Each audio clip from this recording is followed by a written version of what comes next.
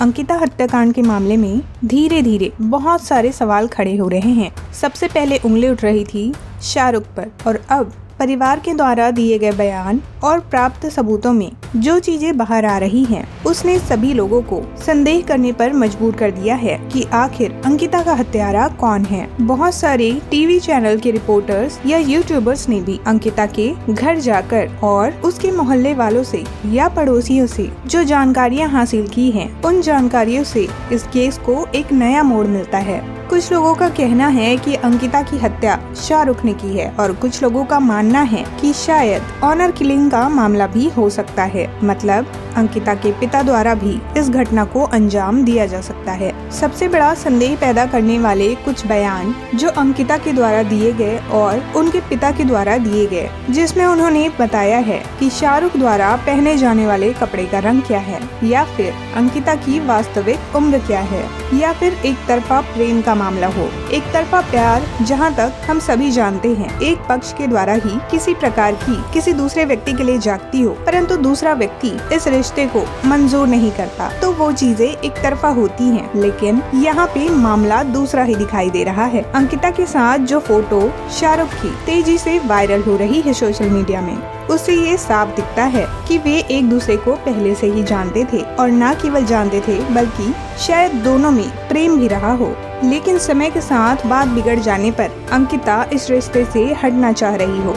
दूसरी तरफ अंकिता के पिता के इतने सामान्य व्यवहार को देखकर लोगों के द्वारा उंगली उठाई जा रही है कि कोई पिता अपनी बेटी के मौत के कुछ ही दिन बाद इतना सामान्य व्यवहार कैसे कर सकता है। बहरहाल इस घटना से सभी लोग अपने अपने फायदे उठा रहे हैं, चाहे राजनीतिक पार्टी हो या मीडिया या सांप्रदायिक लोग। राजनीतिक पार्टियां हर अपराध में हिंदू मुस्लिम खोजती हैं। ये नजरिया रखने से उनकी पार्टी को फायदा होता है, न कि लोगों को। और यही नजरिया जब मीडिया रखती है तो उनकी टीआरपी बढ़ती है, उन्हें पैसे मिलते हैं, आपको कुछ नहीं मिलता। और सांप्रदायिकता फैलाने वाले लोगों के सीने में ठंडक पड़ती है कि उन्होंने फिर से अपने समाज में जहर घोलने का काम बड़े अच्छे से कर लिया है। वास्तविकता ये है कि अपराध करने वाला अपराधी होता है, वो ना तो हिंदू होता है, न मुस्लिम, न क्रिश्चियन, न किसी धर्म का। अपराधी सामान्य और मासूम लोगों को तो नुकसान पहुंचा लेते हैं, लेकिन ऐसे लोगों को पालने वाले लोग बहुत ही फायदे में चले जाते हैं।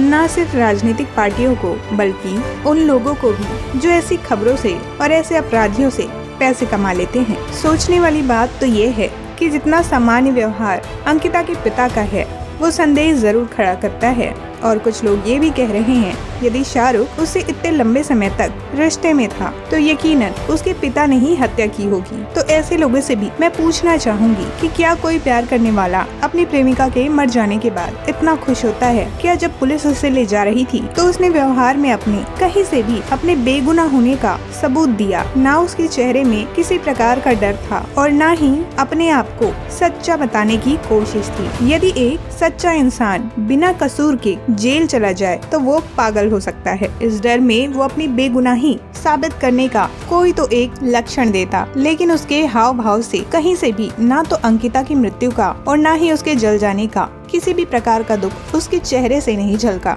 ऐसा व्यक्ति प्यार नहीं कर सकता। और दूसरी तरफ उसके पिता द्वारा और अंकिता द्वारा दिए गए बयान, दोनों में ही संदेहास्पद सवाल उठ रहे हैं, जिसका जवाब अब कोर्ट ही दे सकेगी। और यकीनन यदि ये एक तरफा प्रेम ना भी हो तो भी शाहरुख का गुनाह कम नहीं हो जाता। और ये घटना यदि ऑनर किलिंग का है तो भी हत्यारे को कड़ी से कड़ी सजा मिलनी चाहिए। बेटियों पर किए गए किसी भी प्रकार के अपराध को हिंदू मुस्लिम या किसी जात से जोड़कर देखना कहीं से भी सही नहीं है। यदि वो हिंदू है तो भी इस देश की बेटी है, यदि वो मुस्लिम है, यदि वो जैन है, क्रिश्चियन है या किसी भी धर्म की क्यों न हो, वो देश की बेटी है और उनसे जुड़े किसी भी प्रकार के अपराधों को माफ नहीं किया जा सकता। यहाँ पे हर समाज को अपराधियों के खिलाफ खड़े होना चाहिए, न कि किसी समुदाय के। ऐसा करके कहीं न कहीं आप दूसरे पक्ष को अपराधी के साथ खड़ा कर देते हैं और इससे अपराधों को बल मिलता है। इस चैनल का उद्देश्य सभी धर्मों का सम्मान और राष्ट्रीय एकता को बनाए रखना है। तो दोस्तों, ये वीडियो यहीं तक, मिलती हूँ आपको अगले वीडियो में।